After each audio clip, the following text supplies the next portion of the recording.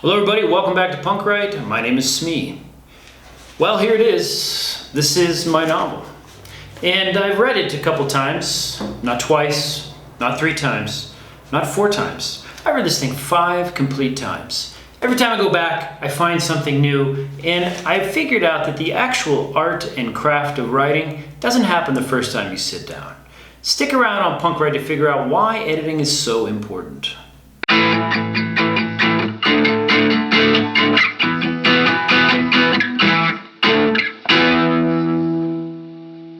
It's important to remember that the act of writing is not a normal function of our brain. It is a learned skill. It's something that we have to understand in terms of symbolic representation and order.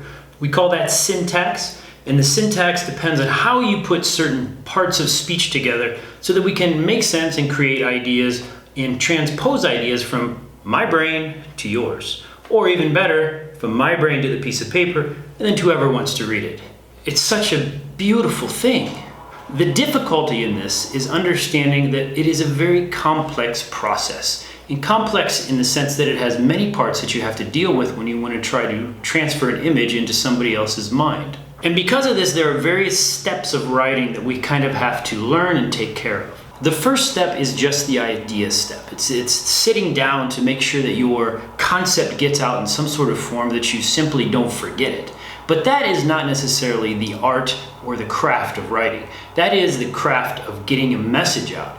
The craft of writing deals with your understanding of language and the assembly of language so that you can beautify that idea into something that is creative and fresh and unique. I think many people often overlook the value of editing in terms of how I can reassemble my original idea to create something that is me, that is my style, that is my formatting. So what I'd like to do today is take you through a quick excerpt of a piece that I'm writing to understand how can you adjust your writing for stylistic purposes and linguistic purposes to create something that is better than your original idea. What you're looking at here is an excerpt of a little bit of a longer piece that I'm writing. In the big scheme of things, or in some sort of developmental type edit, I'm going to look at the bigger picture to see how scenes and bigger chunks fit together and flow together. This is not the case here because we're looking at a simple extract. And so this can also be broken up into a couple of pieces. Here at the bottom we have a dialogue, and here at the top we have some narrative. And I'm going to just separate this so that we can look at it in 2 different pieces.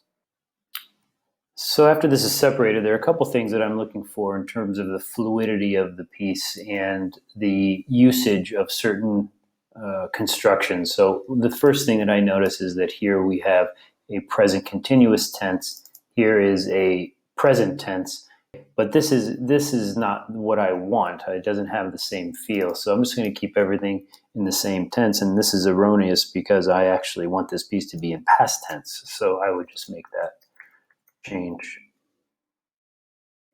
Arms and knees protruded from the front bars, pressed out like leavened dough expanding beyond the confines of its container. So this I really like. The problem, though, is that this is a dangling modifier. This actually is talking about the bars. I don't want to talk about the bars. I want to talk about the arms and knees.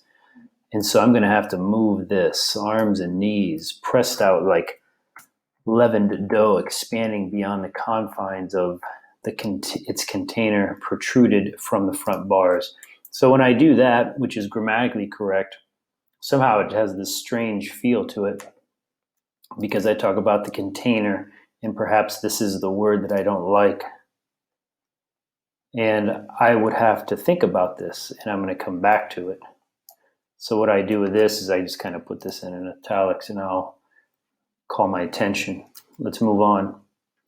The smell of a plethora of bodies pressed together.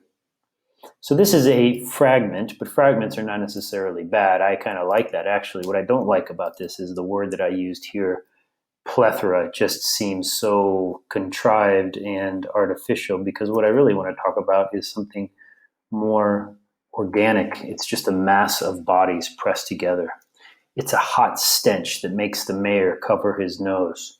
Now, when I sit down to write, all I want to do is get this out, but I see this construction and I don't really think that it's as strong as it can be. So how could I make this stronger? And one of the things that I look for is to make sure that I'm using an active tense. The mayor is the one who I want to have the action.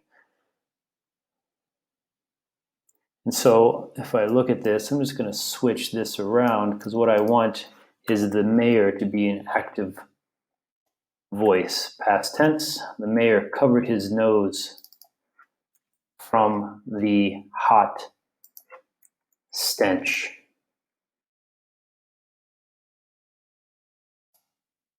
Simpler idea, very clear. This is what men at war smell like, stewed in the acceptance of capture, their egos imploding in the sour stench of defeat. I like that sentence. That's a very strong sentence. The issue is this stench, and there's a repetition of words. So I would have to come back and either come up with some synonym or some different idea that would fill that so it's not repeated. It sounds redundant. So I'm gonna change this. Cover his nose from the acrid something smell. That's pretty lame. I'm going to put that in italics because I'll come back for it. But I like this sentence, so I keep it. The mayor watched the contortions of bodies and listened to the occasional groan. Okay, the idea is good. Again, I have a vocabulary selection here that I think I could do better with. Watched and listened. Watched is what you do with the TV. So I want him to feel a bit more neutral. So he observed the contortions of bodies, or actually the contorted bodies. Fewer words, clearer idea. And listened to their occasional groans. That's also a clearer idea. Do you listen to that? Do you listen to the radio? He heard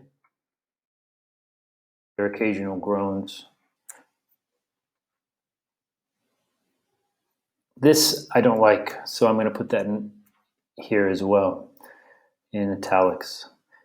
These were demoralized men, but he saw them as a box of vipers who lie silent until disturbed. A box, I like the idea of a box of vipers, but disturb them. What would disturb them? And if you took the lid off the box. So this, I think, would be a clearer idea and a clearer image that I'd like to change. The lid comes off. That's okay. Not great, but it's okay. I can work with that. Yes, they were reptiles with reptilian brains, emotionally charged and irrational and incapable of reasoning their fate and their own fate. That's a good sentence. That's what the mayor is thinking, and I think that's okay. And now I'm going to put this back together with the dialogue. And so there's a transition here. This is the mayor thinking. And he asks, what about that one there? Full question. I like to have concise dialogue. And that one there, he says, it puts you right into the situation. The skinny one with the half beard and bloody pant. So this is an interesting style that I have tried to work on a little bit. And of course, these are fragmented sentences. They're not complete sentences. But this period gives it a natural pause. And I don't have to say he paused. I just put the pause in there. And so in dialogue, I think this works much better than the narrative because you can feel the flow of what the character is saying. Let's just make this 2 sentences. Curious. None. None whatsoever. Maybe none.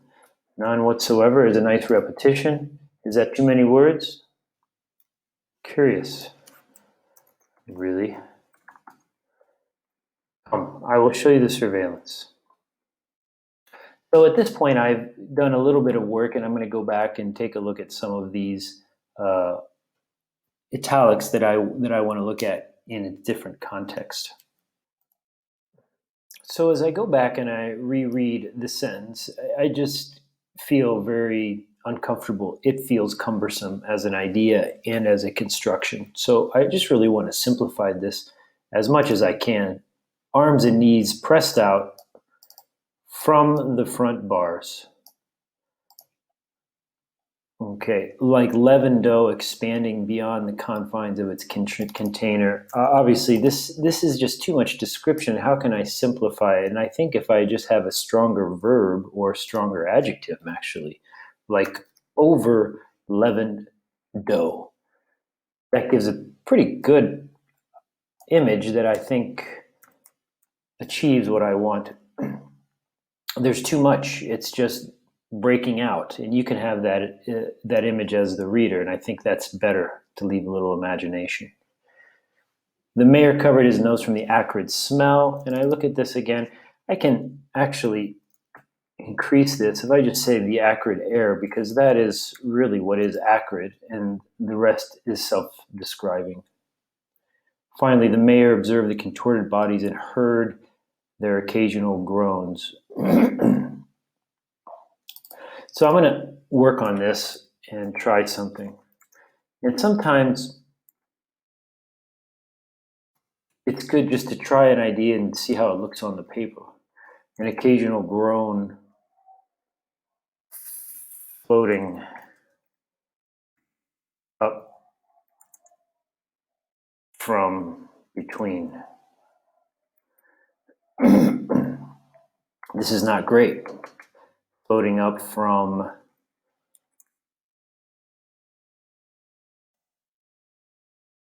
an undescribed source.